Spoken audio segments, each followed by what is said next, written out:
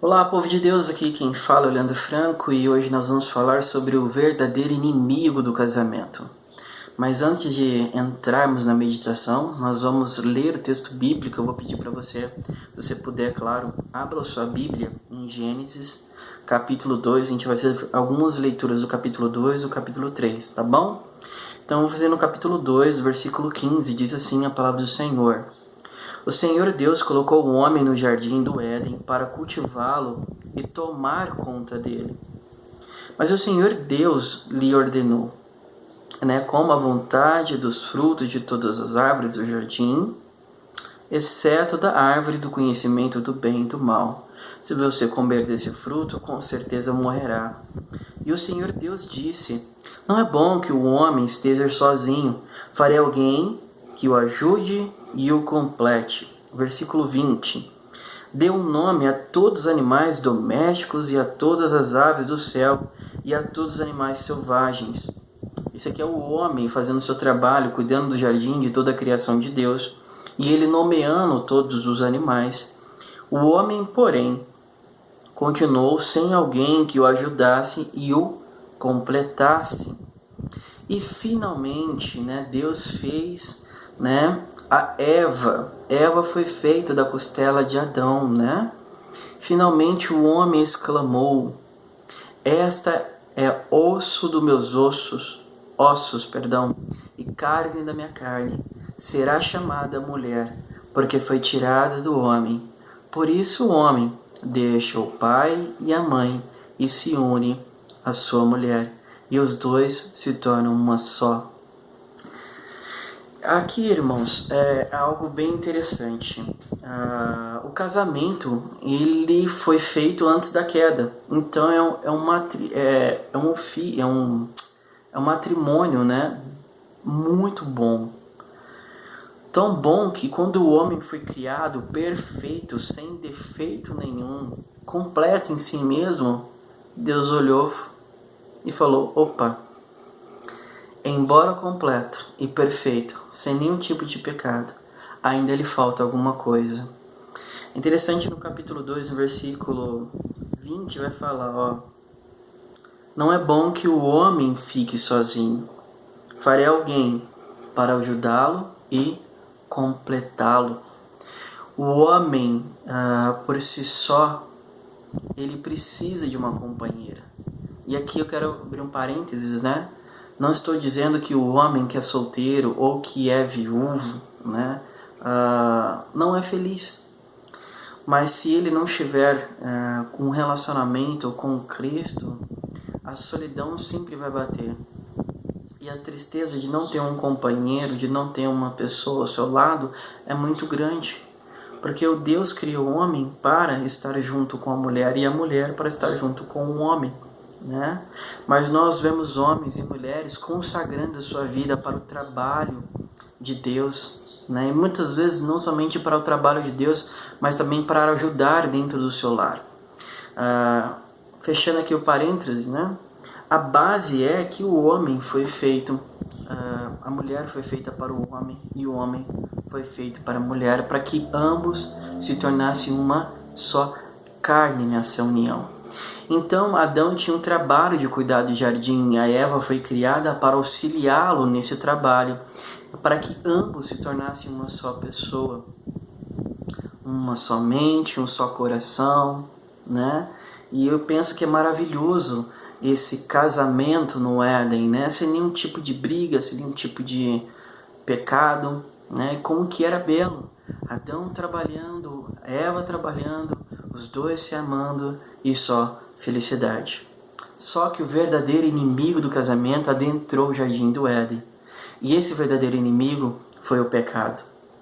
Quando Adão desobedeceu a ordem de Deus de comer do fruto do conhecimento do bem e do mal, Adão quis se tornar igual a Deus. E desobedecendo o próprio Deus, quebrando a aliança, o pacto da lei, que foi feito com ele, o pacto das obras, Adão caiu em pecado. E essa consequência do pecado atingiu todos os casamentos posteriores. né? Atingir o meu, atingir o seu, se você for casado, ou se um dia você for casar, se prepare que vai atingir o seu também. E é interessante que Deus, né, nos castigos que Ele deu a tanto Adão quanto Eva, vai falar diretamente ao casamento. No versículo 3, após a queda, Deus começa a falar as consequências da queda do homem. E primeiro ele fala sobre a mulher. No versículo 16, no finalzinho: o seu desejo será para o seu marido e ele a dominará. E ao homem ele disse: uma vez que você deu ouvido à sua mulher e comeu da árvore do cujo fruto eu ordenei que não comesse, maldita é a terra por sua causa. Por toda a vida terá muito trabalho para tirar da terra o seu sustento. Ela produzirá espinhos e ervas daninhas, mas você comerá de seus frutos e grãos. Com o suor do seu rosto você obterá o alimento, até que volte à terra da qual você foi formado, pois você foi feito do pó, e ao pó voltará. Então, aquele relacionamento de companheirismo, que antes do pecado era a base para o casamento, infelizmente, com a entrada do pecado, aconteceu que a mulher já não ia mais se submeter à orientação do marido, pois a vontade dela seria sempre contra o marido. Por isso, dentro do casamento, a gente tem que entender aqui, Deus colocou Adão como o líder, né, o cabeça. Isso não faz de Adão melhor que Eva, nem superior em intelecto, nem superior em qualquer tipo de coisa. A gente está falando de funções. E Eva completava Adão. Era necessário que Eva fosse criada. Então, a Eva, após o pecado, ela já não quis mais se submeter ao seu ofício de auxiliadora. Mas agora ela vai sempre tomar a frente, tomar o lugar do marido. Sempre vai ali, né? É interessante que fala o que, ó, o seu desejo será para o seu marido e ele a dominará. Não parece mais aquele valor de companheirismo, mas parece mais uma visão de ditadura, né? O fato é que muitas vezes o homem, por não souber tratar a mulher, ele não mais a trata como uma companheira, mas como uma subordinada, e aqui é um machismo. Tá? E muitas pessoas vão usar a Bíblia para argumentar a favor do machismo, e isso é um erro, porque a mulher foi criada para nos auxiliar, não para nos servir, né, como escravas, né? E o fato é que agora o homem, aquilo que era prazer para ele trabalhar, aquilo que era felicidade para ele trabalhar, agora a terra, por causa do pecado dele, vai produzir espinhos, abrolhos, né?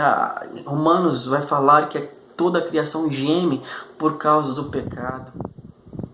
E Adão, quando chegar em casa, por assim dizer, ele vai chegar cansado e já não vai querer mais dar a atenção que Eva tanto precisa, a atenção e o carinho que a mulher precisa, e ela vai cobrar, e ela vai necessitar, e provavelmente ele deve ter jogado algumas vezes na cara dela que é a culpa dela, a situação que eles estão vivendo, porque ele fez isso, né? Quando Deus perguntou por que você comeu, ele colocou a culpa na Eva, e no final de tudo ele colocou a culpa em Deus, porque falou assim, foi o Senhor que criou ela, né? Então um relacionamento que antes era um relacionamento lindo, era o reflexo, né, da glória de Deus sobre o homem e a mulher, agora por causa do pecado está contaminado. E isso não é diferente de nós. É tão normal para o homem muitas vezes dizer que é muito bom estar fora de casa, mas quando chega em casa a coisa muda, porque a mulher vai cobrar da atenção, né? E o homem vai estar cansado, já não vai estar nem aí, e tantas outras coisas. Muitas vezes a mulher quer tomar a frente do homem, e infelizmente nós vivemos numa época que a maioria dos homens são homens bananas, não sabem o que é liderar os seus lares, não sabem o que é cuidar das suas esposas, proteger as suas esposas, né? Fazendo com que aquele reflexo do casamento seja quebrado. A única coisa que pode nos ajudar, irmãos, é Cristo. Porque o símbolo do marido perfeito, do noivo perfeito, foi Cristo. Não é à toa que em Efésios vai dizer: maridos, amai as vossas esposas como Cristo amou a sua igreja. Cristo não esperou a sua igreja se arrepender. Ele foi buscar a sua igreja. Cristo não esperou a sua igreja tomar vamos dizer assim, o passo adiante, mas Ele abraçou a sua igreja. Cristo ornamenta a sua igreja, Cristo cuida da sua igreja, Cristo amou e vai amar sempre a sua igreja. E é um amor sacrificial. Jesus morreu naquela cruz por pecadores que nada mereciam senão o inferno. É desse jeito que nós devemos amar nossas mulheres. E a palavra de Deus vai dizer: mulheres, se submetam aos vossos maridos, assim como a igreja se submete a Cristo, pois Ele é o cabeça da igreja, assim também o homem é o cabeça do lar. A mulher não foi criada para liderar o lar, mas para auxiliar ao marido e completá-lo, para que ambos juntos reflitam a glória de Deus no casamento. Então o verdadeiro inimigo do casamento não é o seu marido, não é a sua esposa, é o pecado. É ele que vai fazer você olhar para sua esposa e dizer que não é nada bom nela.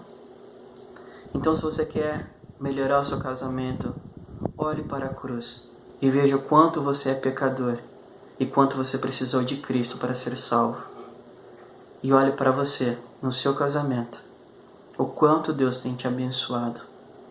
Só assim vocês vão lutar verdadeiramente contra o verdadeiro inimigo, que é o pecado, submetendo ele ao pé da cruz de Cristo, fazendo o que nós devemos fazer: mortificar o pecado, para que ele não mortifique o meu e o seu casamento.